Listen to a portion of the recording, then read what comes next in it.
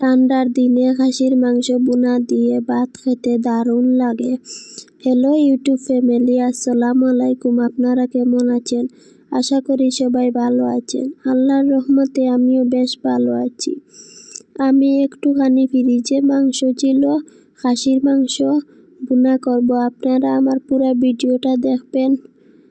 আমি প্রথমে তেলের মধ্যে দিয়ে দিলাম পেঁয়াজ কুচি, দিলাম রসুনের পেস্ট, আদার পেস্ট দিয়ে নাড়াচাড়া করে নেব।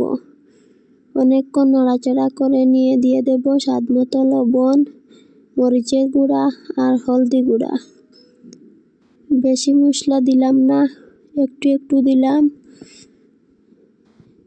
মশলা কষানো হয়ে গেছে, দিয়ে দিলাম উপর থেকে খাসির মাংস, দিয়ে আবার নাড়াচাড়া করে নিচ্ছি।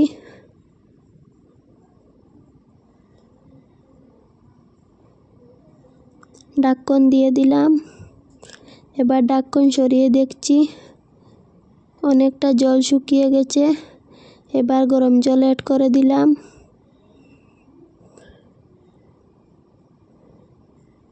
এই যে সাথে দিয়েছি আমি শতকরা, আপনাদেরকে দেখাতে পারলাম না। শতকরা অ্যাড করছি।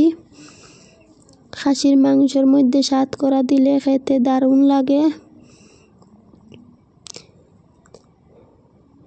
ধনিয়া পাতা দিয়ে দিলাম।